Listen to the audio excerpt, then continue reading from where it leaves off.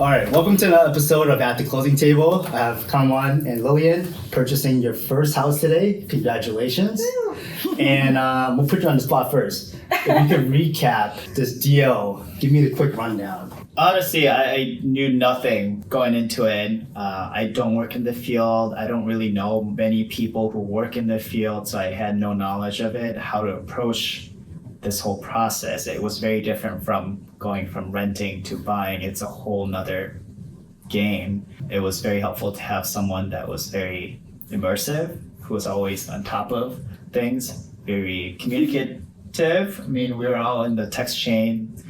You were always there. I felt a little relieved and less stressed that I didn't have to struggle in kind of navigating through all this process. And then do you remember when you started, right? We were looking at, I think you were okay with single families. Actually, you prefer single families, right? I don't even think we knew what we were looking for in the beginning, and we kind of found our way along the way. I remember you saying that you didn't want, well, you prefer a single family over a condo because you're at the mercy of who your neighbors end up being, right? Which is a valid point. I think a lot of people have that concern and everyone wants to start with the single family.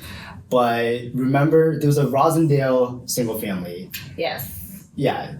And you had asked me about it. I ran some numbers on it. I remember going back and looking at the value of what we thought it was going to be. And it was very similar to our purchase today. I went back and checked what it closed for. Did you guys take a look? The Sella Street one? It was a red one. Now I'm Oh, forgetting the Linden Street. Yes. Mm-hmm. It sold for like $892. So like Oh my God. over $100K more than what we expected Wow. it to go for, which tells me as someone like severely overpaid for it, because I didn't find any comparables to match even 800.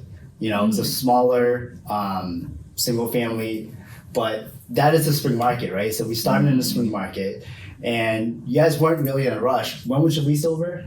At the end of August. Yes, end of August. So I think the advice I gave you guys was like, all right, in the spring market, we'll shop because there's a lot of options. Mm-hmm. In the fall time, we'll start to make our decision. Unless you can't find anything in the spring, then we have some problems, right? Then we know that you're kind of too picky. So we started shopping around. We looked at a bunch of options. After that single family thing, all right, we kind of have to involve some condos. So we started looking at some condos and we came upon this one. So it was been on the market for 3 weeks, did a price drop, a big one. We went to go see it. And what was your initial reaction? That it was really unique. I feel like so many of the condos we've been looking at were really cookie cutter, kind of all the same aesthetic, that kind of like white, gray, really modern and renovated. And I think I thought that's what we wanted, just because that is kind of what's on trend these days. So I think I was surprised in ourselves that we really liked this one because it was sort of quirky and different and had a little character. Yeah, 9-foot ceilings, stained glass windows, really nice. Yeah. And they don't make them like that no more. Yeah.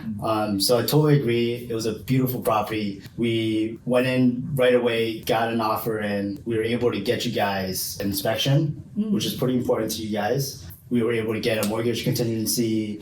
We put in an appraisal gap waiver, but we were pretty certain on where the price was going to be. It was very much so within the realms of where we were comfortable at. Matt actually ended up getting us an appraisal waiver because the property was clearly at value. That's a huge win in the spring market. I don't know if you guys understand like how difficult that is to even get an inspection. It's really tough, especially when other houses are going for like $100K over. Right.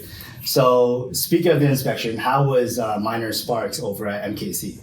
Yeah, really good. I feel like we learned so much through that process. He was very great. Like, he was really good in terms of not only his job, but explaining along the way what's to look out for, things that need to be taken care of now versus down the road, if it's our duty or is it like a house thing, especially because it's a condo. Is it your expense or is it a shared expense? He really just kind of walked us through the process little by little, not like one, here's the info, deal with it. And the report after was really helpful too, I think. Awesome. And then a big component of getting this offer accepted at the price and making the seller side confident in your finances was Matt Tran over at Total Mortgage. How was he in this process? Yeah, really helpful. I feel like really good at breaking things down. We had so many questions, I feel like, that we followed up with him about, and yeah, he was really communicative and helpful in that process. I think so. I mean, it always comes back to I really didn't have any knowledge in this field. That's why we all have different professions, I guess, too. But I think we were confident of him to rely on his knowledge, his profession to do the job and carry us forward. And then for your attorney in this process, we used Katie Weil at Boris B. Maiden Law. How was Katie in this process? It was kind of not a fluke, but coincidence that we came across her through a mutual friend. Mm-hmm. She's worked with a couple other friends in our friend group, so we kind of knew her through like our friends. She's been very active, proactive, and through texting. Whenever I had questions, I just texted her, whether it was long, short, didn't matter. She was very prompt. Very lastly, how was I in this process? You were great. Yeah, I think we learned a lot from you as well. And I think you're the person that we feel the most like strongly about this whole process. Everyone was very helpful, but I feel like we had a much stronger personal connection with you, finding the home within our desires and budgets, and I don't know. And even when we were looking at houses, you were very helpful in terms of what to look for, what it could be a red flag, orange flag, and just throughout the process, you've been very prompt and being in touch, updating us. I feel like we look back on it and it's been a very pleasant. yeah, it all kind of panned out really well. Working with someone who's also Asian American and younger, I think it helped me to feel like you could understand where we were coming from in our process. And Yeah. I think that's like a nice piece of it. Any tips for first-time home buyers? Do your research. Start saving. True. Yes. I don't know. Get your finances kind of not completely in order, but have a whole little bit of an idea of how much you can put down and be realistic about your budget.